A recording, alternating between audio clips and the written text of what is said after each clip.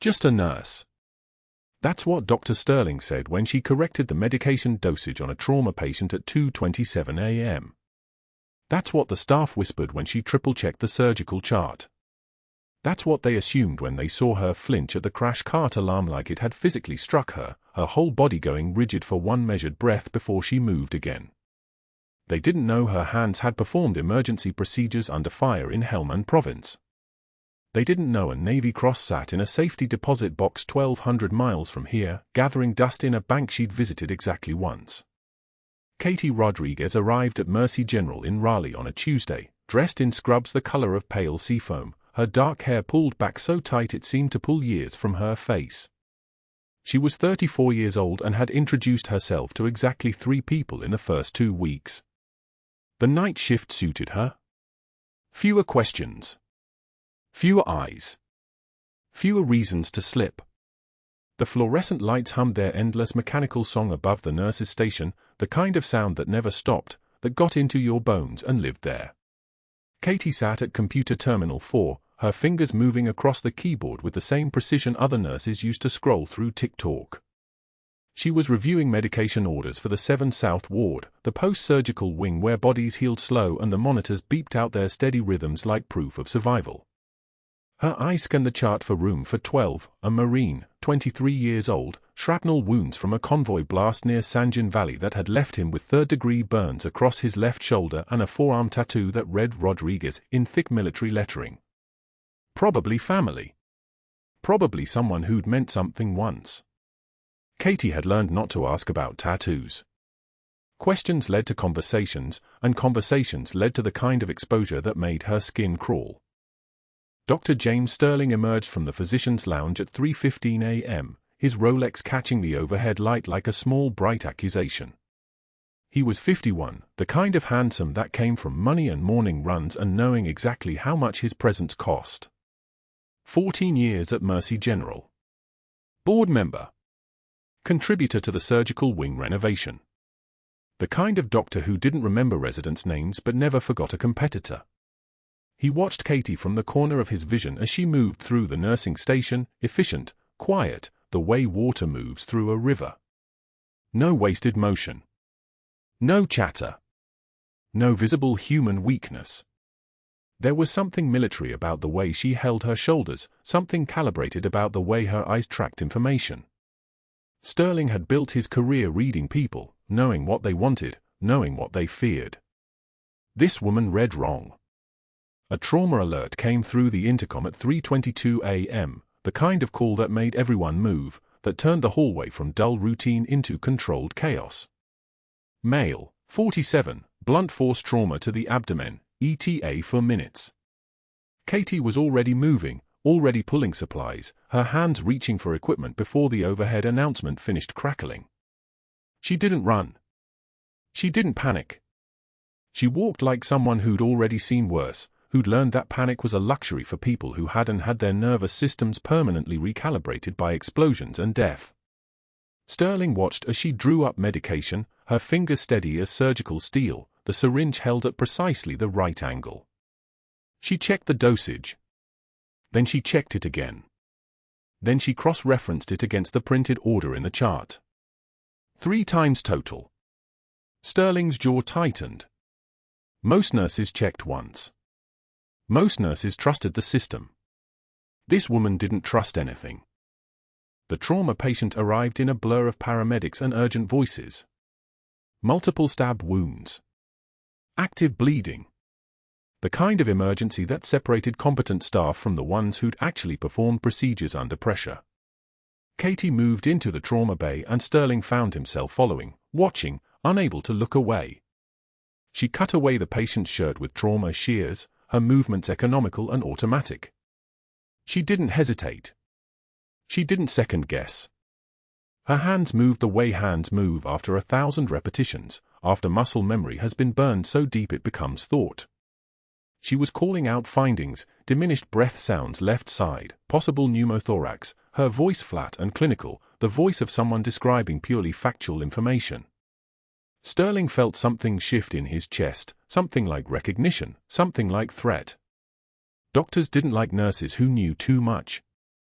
Nurses were supposed to follow orders, not notice things, not anticipate what came next. This woman was noticing everything. Katie stayed with the patient through the night, wound management, fluid replacement, the careful monitoring that meant the difference between living and hemorrhaging out. At 5:13 a.m., when the day shift nurse arrived, she gave a handoff report that was so detailed, so organized, that the incoming nurse blinked twice. "You're thorough," the day nurse said, and Katie's response was a single nod. No explanation. No modesty. She just turned and walked back to the nurse's lounge, where she sat in a plastic chair the color of old dishwater and didn't eat the breakfast she'd brought in a Tupperware container. She sat alone. The other nurses, Linda from pediatrics, Marcus from the ICU, Sophie from obstetrics, they had a routine, a rhythm of shared complaints and gossip and the kind of bonding that came from working nights together. Katie didn't join them. When Linda had tried to sit next to her on the second week, Katie had flinched at the sound of a crash cart being wheeled past, her whole body going tight, her hand moving to her collarbone like it was reaching for something that wasn't there. Linda had slowly moved her chair away. Nobody had tried again. Sterling waited exactly 3 hours. At 8:38 a.m., he pulled Katie's personnel file on his computer screen, navigating through the hospital's employee database with the casual authority of someone who'd never been denied access. Her name appeared officially, Catherine Elena Rodriguez, hired 3 weeks prior through the agency staffing service, RN credentials verified, background check completed. But when he scrolled down to prior employment history, expecting to find the usual documentation, years at different hospitals, references, a normal career arc, he found nothing. The field was blank. Then another blank. Then another. No prior work history listed at all. For a 34-year-old registered nurse with hands that moved like someone who'd put in 10,000 hours of practice, that was impossible. Sterling's fingers drummed the desk, his mind already calculating implications. Either the paperwork was incomplete, which meant someone in HR had been negligent, or it was intentionally incomplete, which meant someone had wanted her hired quietly, without a full background examination. He dug deeper. The staffing agency that had placed her, Metro Nursing Solutions, based out of Washington, D.C., had sent him a single contact number and a liability waiver. No copy of her original application. No CV. No references. Just her credentials and her willingness to take the night shift at a rate 15% below market average. Sterling leaned back in his chair, the leather sighing under his weight. 15 years of running select billing codes through specific insurance channels had taught him one crucial thing: people who wanted to disappear didn't fill out detailed employment paperwork. They used agencies. They worked night shift. They didn't eat with other staff. They didn't make friends. They didn't give people details to remember them by. The problem was that Katie was also the best trauma nurse he'd ever seen, which made her useful, which made her dangerous. Sterling's entire operation, the inflated surgical charges, the phantom procedures billed to Medicare, the careful coordination with insurance agents who looked the other way in exchange for referral fees, depended on subtle incompetence, on nurses and techs who did their jobs well enough but not well enough to notice discrepancies. Katie noticed discrepancies. She'd already caught 2 medication errors that week alone. She triple-checked every order. She documented everything in meticulous detail. In exactly 18 days, if her trajectory continued, she would either catch something major or stumble into a billing anomaly that would make her curious, and curiosity in a smart person was always contagious. Sterling stood from his desk and made his way to the break room, where Katie sat exactly as she had been at 5:53 a.m., alone in a plastic chair, the Tupperware container still in her lap, untouched. Her eyes were fixed on a point somewhere beyond the window, somewhere beyond Raleigh, somewhere that Sterling couldn't see. "Good work in the trauma bay," he said, and watched her head turn toward him with a kind of delay that suggested she'd been somewhere else entirely. "Thank you, Doctor," she said, her voice measured, respectful, the voice of someone playing a role. "You're very thorough," Sterling continued, and he watched her shoulders tense, watched her jaw clench just slightly. "Some might say over-thorough. Double-checking everything. Cross-referencing. Katie met his eyes, and there was something in that moment, something in the absolute stillness of her face, that made Sterling understand he'd seen something he shouldn't have. Then the moment passed. She looked down at her Tupperware. "I believe in accuracy, doctor," she said quietly. "Patient safety depends on it." Sterling left the break room, and Katie sat alone again, her hands folded over the container with its untouched sandwich, her eyes returning to the point somewhere beyond the window. Behind her closed eyes was Helmand Province, was a convoy with a hole blown through the center, was 6 Marines who didn't make it home and 6 who did because her hands had known what to do without her brain having to think about it. She thought about the combat boots in her garage, wrapped in plastic like evidence in a crime scene. She thought about the Navy Cross that would never be displayed, about the part of her life that existed in classified files and sealed records and conversations that happened in buildings she didn't go near anymore.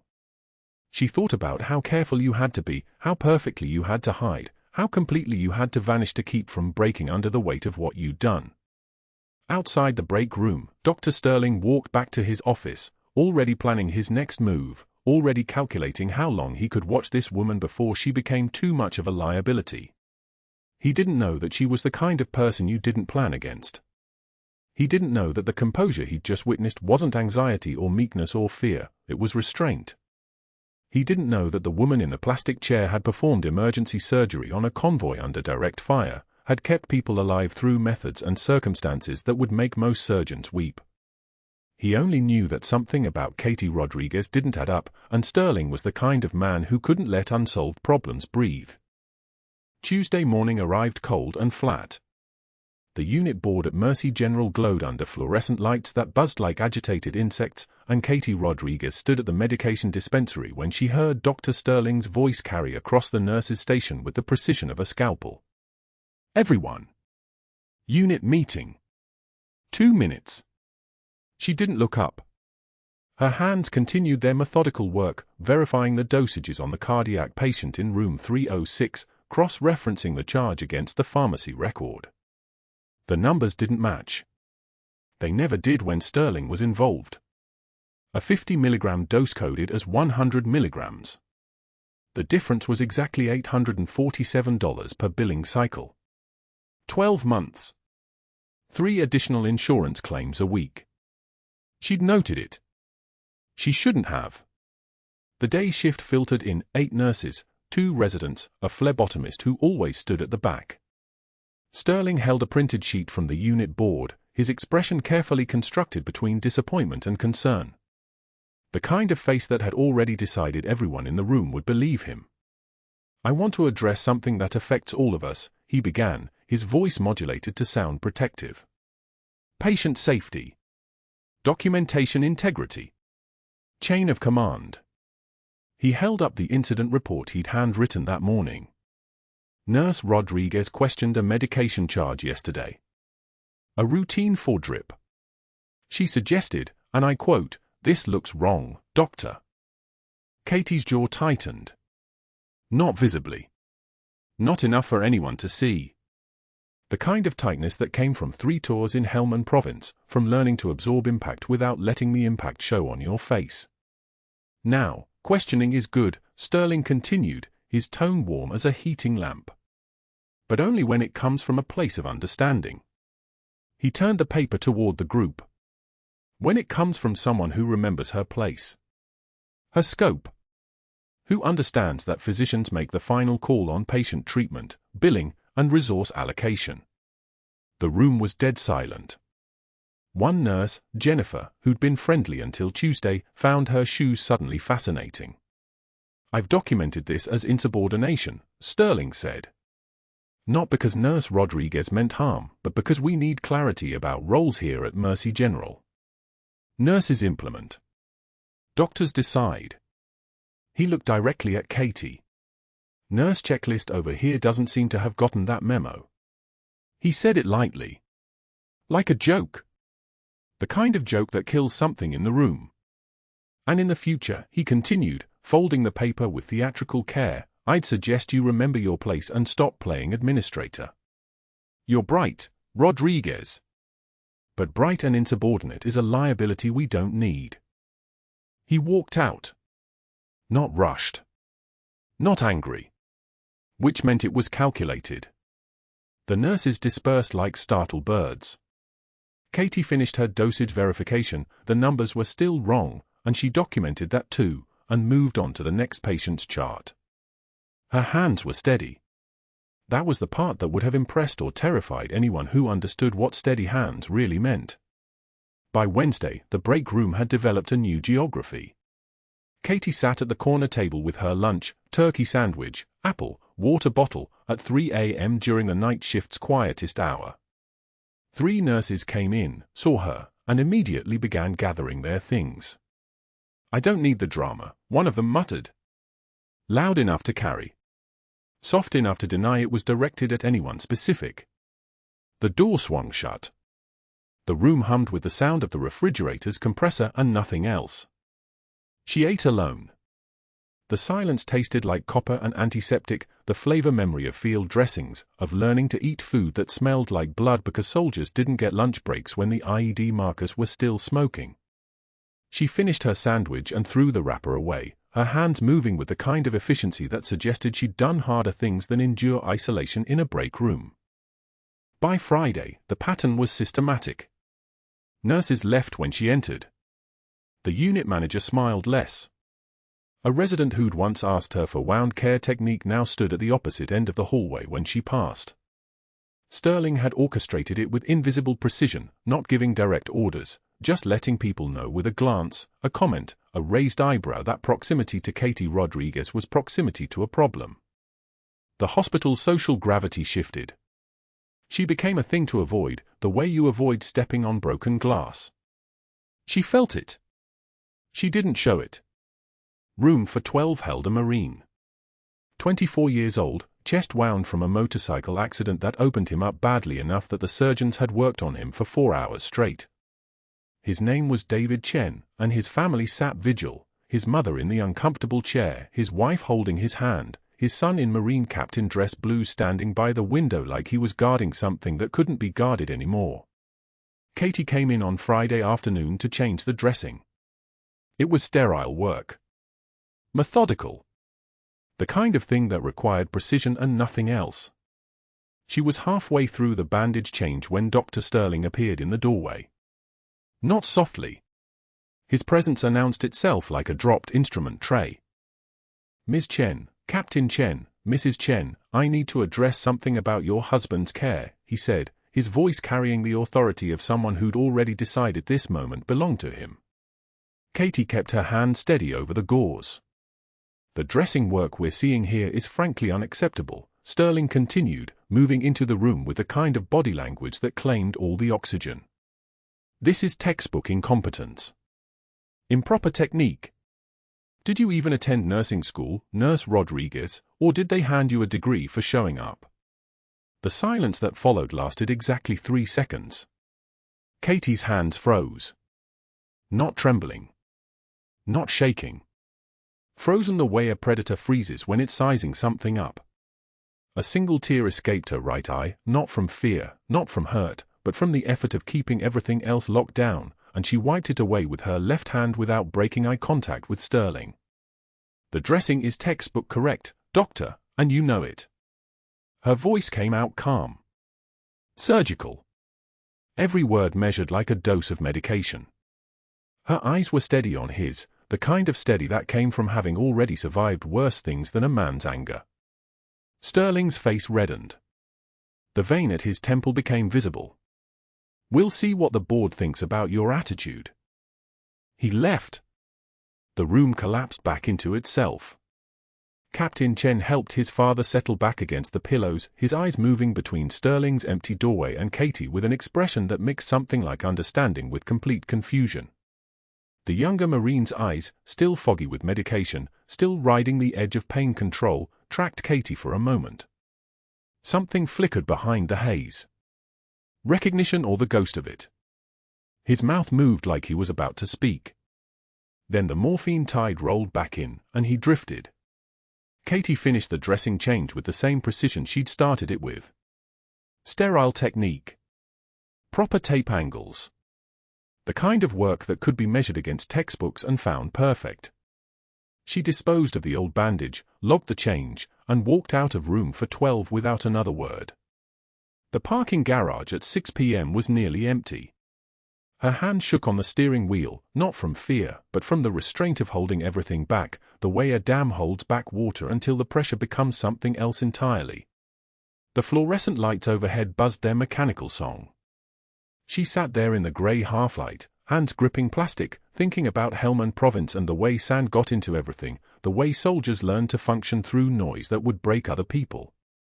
Her phone buzzed. A text from her daughter Emma. "Mom, when are you home? I'm hungry." She typed back, "Soon. Love you." She didn't mention the isolation. She didn't mention the way the hospital's atmosphere had shifted into something colder. She didn't mention that she could feel Sterling's network activating around her like a spider feeling vibrations in its web. She just pulled out of the garage and drove home through Raleigh's evening traffic, a woman with hands that knew how to save lives, driving through a city where no one knew what those hands had done. Thursday afternoon at 2:53 p.m., the hallway outside the ICU at Mercy General went from silent to catastrophic in the space of a single breath.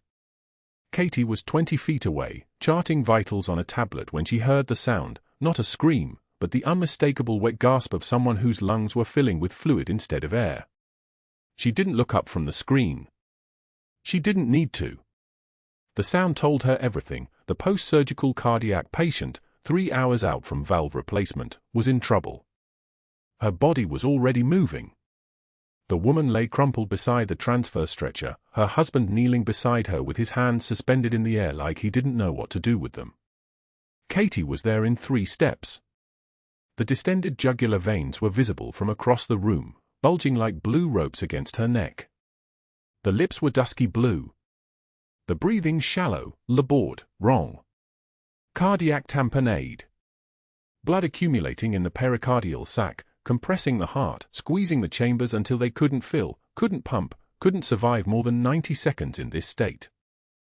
Dr. Sterling arrived from the nursing station, his presence announced by the sharp click of his Italian leather shoes against the tile floor. He surveyed the scene with the mechanical efficiency of someone who had performed this calculation 1,000 times: patient, problem, hierarchy of response. Katie could see the moment he decided this was a teaching opportunity, a chance to demonstrate his authority in front of the gathered staff. "Get the crash cart. Page cardiology.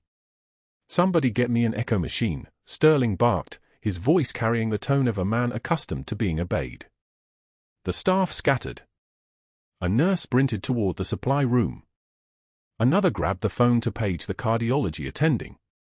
The husband stood frozen, watching his wife's color fade deeper into gray. Katie knelt beside the patient. Her fingers found the landmarks automatically, the xiphoid process, the 5th intercostal space, the exact angle of insertion. 90 seconds. Maybe less. The crash cart was in the supply room on the other side of the unit. Cardiology was in the catheterization lab, 3 floors away. An echo machine would take for minutes to arrive, 5 if the tech was in another building. The patient had 90 seconds. "We don't have time," Katie said. Her voice was flat, conversational, the tone of someone stating a fact about the weather. She reached for the cardiac needle kit from the supply cart beside the stretcher, standard equipment, always stocked, meant for procedures performed under supervision in controlled environments by senior attending physicians. Her hands were already moving, muscle memory overriding hesitation. This procedure had saved 6 Marines in a convoy outside Sanjin Valley when a mortar round had torn open the left side of a Humvee and the blast pressure had collapsed a sergeant's heart inside his ribs. This procedure had kept a corpsman alive in Helmand Province when a roadside IED had triggered a pericardial bleed. Her hands knew this procedure the way her lungs knew how to breathe. She prepped the patient's skin with antiseptic, the sharp smell of alcohol and iodine cutting through the hallway's recycled air. Sterling watched, his expression shifting from confidence to something else, something that looked like recognition followed immediately by alarm. "What are you?" he started, but Katie's hands were already past the point of conversation. The needle slid in below the xiphoid process, angled toward the left shoulder, her movements precise and automatic. 50 years of combined combat medical experience compressed into 45 seconds of pure execution. She aspirated the needle and dark blood, the blood that had been suffocating the heart, filled the syringe. 50 milliliters. 60. The patient gasped, color flooding back into her face like someone had switched on a light from the inside. The crash cart arrived, but the patient was already breathing normally. The cardiology team rushed up from the elevator, but the patient's oxygen saturation was already climbing. 94%. 96%. The monitor showed sinus rhythm, steady and strong. A normal heartbeat. The kind of heartbeat a person got back when someone knew exactly where to stick a needle and why. Katie set the syringe down on the sterile field. She didn't look at Dr. Sterling. She didn't acknowledge the gathered staff. She just stood up, peeled off her gloves, the sound crisp and deliberate in the stunned silence, and moved back toward the nursing station. Sterling's face had gone a specific shade of pale that Katie had learned to recognize over the past 3 weeks. The shade of a man watching his carefully constructed narrative collapse. She didn't need to look at him to know what he was thinking. She could feel it the way a sniper feels the wind, invisible but absolutely present, absolutely certain. He had seen what everyone else in the hallway had seen, to nurse perform a procedure that required years of specialized training. A procedure that suggested hands that had performed it before. A procedure that suggested a past he couldn't reconcile with the timeline in her personnel file. In his office 20 minutes later, Sterling made the first call with his door closed and his voice low, the pitch of a man who had already decided on his next move. "Patricia. It's Sterling. We have a situation." He described the incident in clinical terms, each word chosen for maximum alarm, unsupervised, invasive, public, liability, reckless endangerment. He didn't mention that the patient was now stable. He didn't mention that the procedure had likely saved her life. He mentioned only that protocols had been violated, that a nurse had acted outside her scope of practice, that immediate administrative intervention was required. The second call was to Joel Thompson, a board member who had referred 17 surgeries to Sterling's private practice over the past 18 months. "Gerald, I need a favor." "Off the record." Sterling's voice took on the tone of someone delivering bad news regretfully, the tone of a man forced into action by circumstances beyond his control. "We have a nurse who's become a liability. I need her removed before she hurts someone." The third call was to the hospital administrator. Sterling didn't ask for permission this time. He informed. "We have an unsupervised invasive procedure performed in a public hallway by a nursing staff member. I've documented everything. We need to place her on administrative leave pending investigation, effective immediately. The liability exposure is significant." The administrator, already nervous about the 3 Medicare fraud investigations being quietly conducted in the background, investigations Sterling had learned about through careful listening and careful asking, agreed immediately. There would be a formal investigation, yes, but the employee would be removed from the schedule pending its completion. Protocol required it. Risk management demanded it. There was no room for argument. The call came to Katie at 3:14 p.m. while she was sitting in her car in the Mercy General parking lot, the engine off, her hands resting on the steering wheel. "The hospital's HR department, clinical as a reading of the weather. Ms. Rodriguez, we're placing you on administrative leave effective immediately pending investigation into an incident that occurred this afternoon. You should not return to the facility. Your termination letter will be sent to your home address within 48 hours. Katie didn't argue. She didn't ask questions. She just said, "Understood," and hung up the phone. She sat in the parking lot for 3 more minutes, watching the rain that had begun to fall hammer the windshield in irregular patterns, listening to the sound of water hitting metal and glass. Then she drove home through Raleigh's afternoon traffic, a woman with hands that had saved a life 462 days into her new identity, a life that had just ended at 3:14 p.m. on a Thursday afternoon. She didn't think about what she'd done in the hallway. She didn't think about the procedure she'd executed with muscle memory that had no right to exist. She thought instead about the combat boots in the garage, the pair she'd kept hidden in the darkness of a storage shelf behind boxes of old tax returns, the last physical connection to the person she was supposed to have left behind. But that wasn't the worst part. The worst part was that Dr. Sterling had seen. The worst part was that Katie Rodriguez, the new night shift nurse who kept her head down and spoke only when necessary, had just revealed the one thing she'd been hired to hide, the impossible precision of someone who had trained a decade and a half to save lives in environments where seconds meant the difference between breathing and not breathing. The worst part was that Sterling would spend the next 72 hours making phone calls and activating networks, building a case for her removal that had nothing to do with what she'd actually done and everything to do with what he'd realized she could do. The termination letter arrived at 2:17 p.m. on a Thursday, delivered by courier to a house on Brookside Avenue where Katie Rodriguez was supposed to be saving lives instead of standing in her kitchen, reading words that had been carefully constructed to destroy her. Effective immediately. The envelope bore the Mercy General seal, the hospital's logo centered like a verdict. Dr. Sterling had activated his network with surgical precision, 2 board members who owed him referral favors, a call to a staffing agency claiming Katie had falsified her work history, a conversation with someone who claimed to be her previous employer and said things that never happened. The lies had been forensic in their construction.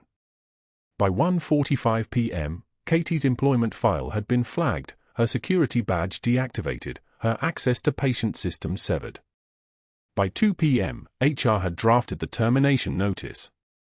By 2:17 p.m., it was in her hands. She stood at the kitchen table, her eyes moving across the same sentences 3 times without absorbing them. The fluorescent light above her buzzed with the identical frequency as the surgical lights in the hospital garage. Same hum. Same sterile white glow. Same feeling of being trapped under glass while the world made decisions about her. The front door opened at 2:43 p.m.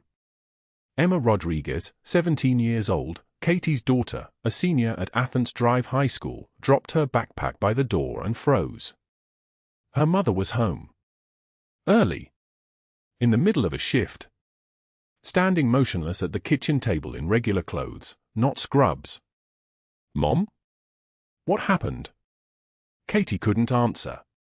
The composure she'd maintained through 18 months of workplace isolation, through public humiliation, through the pericardiocentesis that had revealed everything she'd tried to bury, that composure fractured in the silence that followed. Emma noticed the hospital letterhead. Her hand moved to her mouth. Did they fire you? Katie nodded once. A single dip of her chin. The only movement she could afford to make without losing the last thread of discipline holding her together. Emma sat down across from her. She was tall like Katie, with her mother's sharp cheekbones and the same eyes that seemed to calculate distances and angles when she looked at things. She reached across the table and took her mother's hand. Mom, I don't understand. You're the best nurse I know. Katie squeezed her daughter's fingers but said nothing. She hadn't told Emma about Helmand Province. She hadn't told her about the 3 tours, the Navy Cross, the faces of Marines who'd bled out in her hands. She hadn't told her sister in Virginia. She hadn't told anyone in Raleigh. She'd chosen anonymity so thoroughly that she'd made it permanent, a new name on the deed of the house, a nursing degree listed under maiden credentials, a life constructed so carefully that even her own daughter believed her mother was just another healthcare worker struggling with understaffing and insurance companies. The silence lasted 11 minutes. Emma went to her room. Katie sat at the table, the termination letter on the laminate surface in front of her like an indictment. At 3:22 p.m., Katie walked to the garage. She moved past the seasonal decorations, Christmas boxes stacked against the far wall, a broken bookshelf, a cooler with a cracked lid. Behind the lowest box, wrapped in a garbage bag and sealed with duct tape, the combat boots sat where they'd been hidden for 19 months. She unwrapped them slowly. Muscle memory. The tape made a tearing sound that echoed off the concrete walls. The boots were tan with darker staining around the ankle cuffs. The left one bore a mark she'd never been able to wash out, a dark stain that might have been blood, might have been something else. The laces were threaded with precision, the kind of tight knot that could be undone one-handed in the dark. On the inner sole of the right boot, someone had written State Route 11 in marker that had partially faded with sweat and time. Senior Chief Rodriguez, Bravo Team, 11th Squad. Katie held them in her lap, her fingers tracing the creases where the leather had broken in around her arch. These boots had walked through Sanjin Valley. They'd stood in mud outside a compound in Helmand Province. They'd carried her across for kilometers of open ground while small arms fire pinged off rocks around her and a wounded Marine's body weight shifted across her shoulders with each step. She'd worn them for 1,247 days. Then she'd taken them off and put them in a garbage bag and tried to forget they existed. The nightmares had started in the second tour. Not the famous kind, not screaming awake or seeing things in shadows. Her nightmares came as absence. She would wake with her hands moving through procedures, intubation, chest decompression, tourniquet application, acting out emergency medicine on air. Her therapist at Walter Reed had called it muscle memory PTSD. Katie had called it unbearable. By the time the third tour ended, she'd made a decision that had seemed logical under fluorescent lights in a psychiatric office at a military hospital: disappear. Become someone else. Find a place where nobody knew who she'd been. Take a nursing job where her hands would save lives but her name would be forgotten before the next shift. Make anonymity her medicine. It had almost worked. 18 months of quiet nights. 18 months of breaking up fights between pharmacy technicians instead of holding pressure on a severed femoral artery. 18 months of charting vital signs instead of calculating if a patient had 4 minutes or 6 before cardiac arrest. 18 months of being nobody. Dr. Sterling had destroyed it in 72 hours. Katie placed the boots back in the garbage bag and wrapped them again with duct tape, each rotation of the tape deliberate and controlled. Her hands were steady. Her breathing was even. The discipline that had kept her alive in hostile territory was still there, still functional, still the only thing keeping her from becoming unraveled. She was about to seal the final corner of tape when her phone buzzed. A text from Mercy General HR, administrative exit interview scheduled 4 p.m. Friday. Badge return required. Personnel office, 3rd floor. She had 23 hours to figure out how to walk back into that hospital as a terminated employee and pretend that everything she'd been hiding didn't matter anymore. Katie placed the boots back in their hiding place behind the Christmas boxes. She walked back into the house. She didn't cry. She didn't shake. She opened her laptop and began filling out the termination acknowledgement forms that would legally erase her from the hospital system, not just her job, but her identity, her access, the last thread of her new life. Outside, rain began to fall on Raleigh, not the explosive kind, but the patient kind, the kind that drums on windows like fingertips. Katie watched it fall and thought about how quickly a person could disappear. How completely. How, with the right pressure applied by the right people, the life you'd built could collapse in the space of a Thursday afternoon. She didn't know that at that exact moment, a Marine Corps discharge bulletin was being pulled from a filing cabinet at the Naval Hospital in Portsmouth. She didn't know that Corporal James Mitchell, the veteran from Room for 12, was sitting in a wheelchair in Mercy General's main lobby, his fog of pain medication finally clear enough that he could think straight, staring at the discharge nurse with sudden recognition locked in his eyes. She didn't know that he'd just grabbed the arm of the hospital chaplain and whispered a single word that would set 75 Marines in motion before the sun went down on Friday. That name was Reaper. The Marine's fingers closed around Katie's wrist with surprising strength for a man still healing from shrapnel wounds. His eyes, clearer now than they'd been 3 days ago when pain medication hazed everything, locked onto her face with sudden recognition that went deeper than memory. His voice emerged barely above a whisper, rough from the ventilator tube that had occupied his throat for 48 hours. Reaper. Katie's hand stilled. The discharge paperwork she'd been holding trembled for exactly 1 millisecond before her grip steadied. She didn't look away. She didn't flinch. She simply met his gaze and held it, and in that moment something shifted in the lobby of Mercy General like pressure changing before a storm. His son, Captain Derek Rodriguez, United States Marine Corps, standing in dress blues that hung on his frame like a uniform designed for someone who still believed the world made sense, went rigid. His hand, which had been resting on his father's shoulder, became a clenched fist. He stared at Katie with the intensity of someone watching a ghost materialize in hospital-grade fluorescent lighting. "Senior Chief Petty Officer." His voice cracked on the last word. A floor nurse nearby, a woman named Sarah who'd worked 2 shifts with Katie and never asked questions, stood frozen with a patient chart in her hands. She watched Katie's face, watched the sudden shift in her posture, watched the way Katie's shoulders seemed to settle into a position they'd occupied long before she started pushing a med cart through Raleigh. Sarah's hands began to shake. She set the chart down and moved to the administrative office without being asked, her movements automatic, her mind already 3 steps ahead. 90 seconds later, Sarah returned with a file folder the thickness of a textbook. Her voice wavered as she read the first page aloud, then the second, then the third. 12 years of service.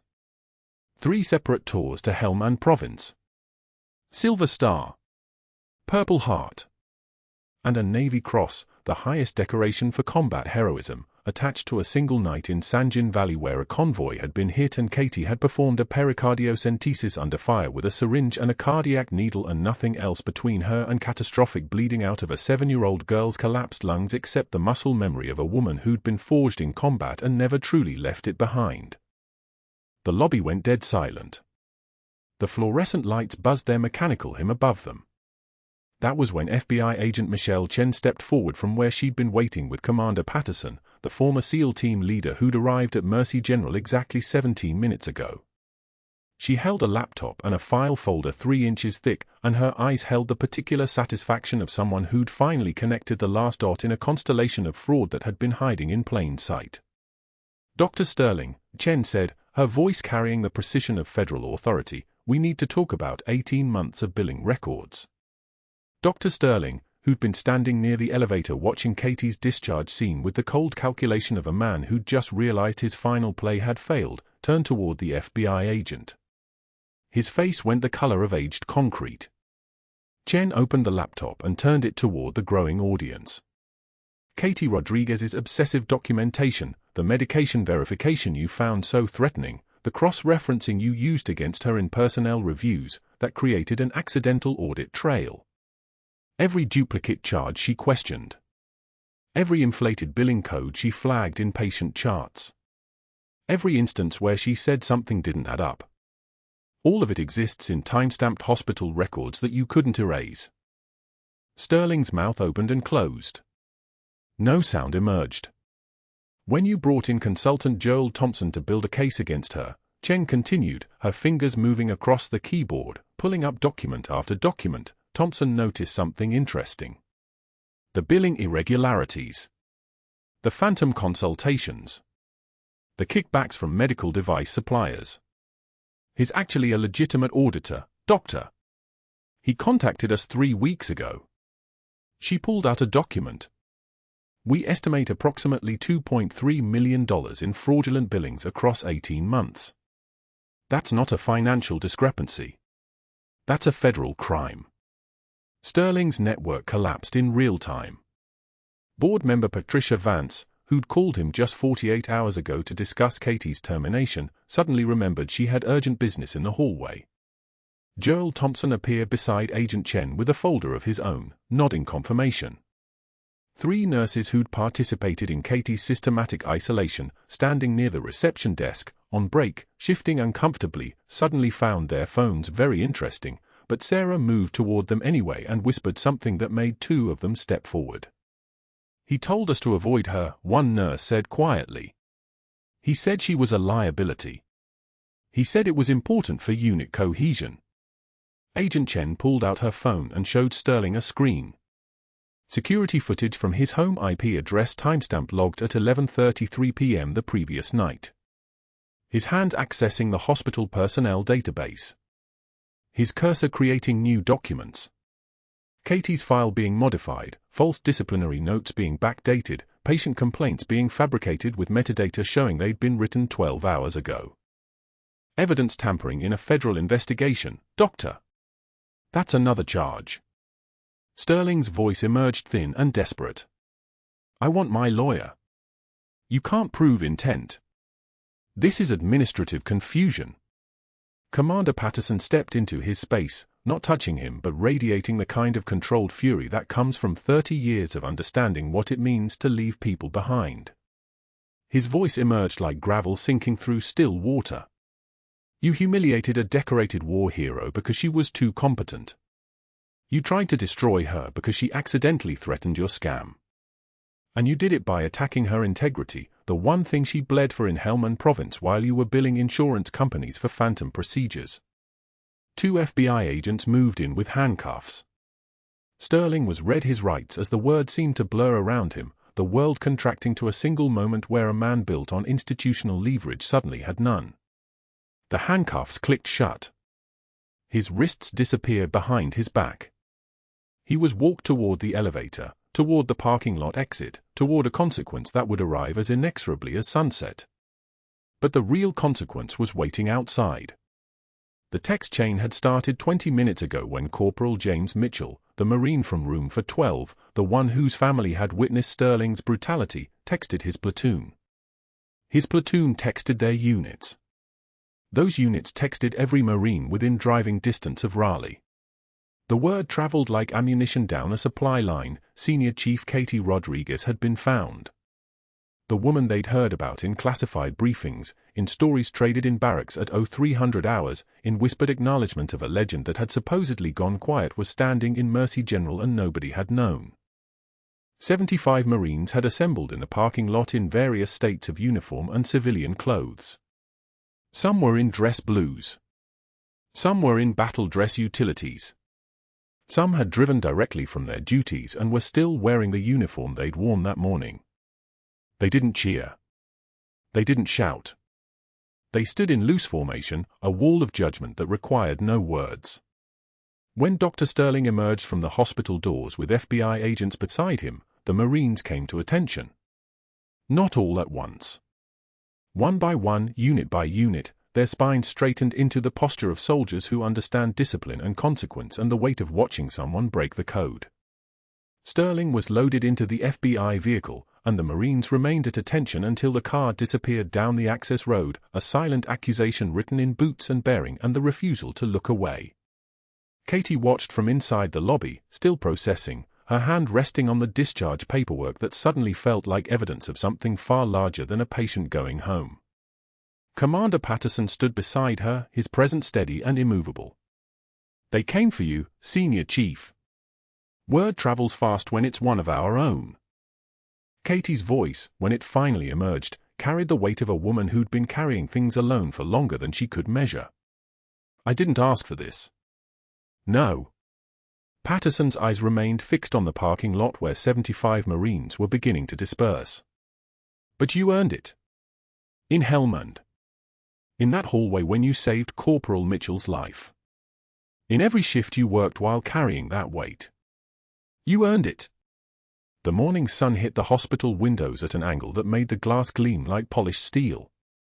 Somewhere in the building, monitors beeped their steady rhythm. Somewhere else, a patient was being wheeled toward surgery. The hospital continued its work, indifferent to revelation, indifferent to the small revolutions that happened inside its walls every single day. Katie stood in the lobby of Mercy General, no longer hiding, and felt something inside her settle into place like a bone that had been fractured for 18 months finally healing straight. If you've ever been underestimated by someone who didn't know your true value, if you've ever worked quietly in the background and wondered if anyone would ever understand the weight you were carrying, subscribe now and hit that notification bell so you never miss a story about the quiet heroes among us. Like this video and comment below, what would you have done in Katie's position? And if you want to see more stories about people who've survived the worst and came back stronger, click the video on your screen. Not all heroes wear capes. Some wear scrubs.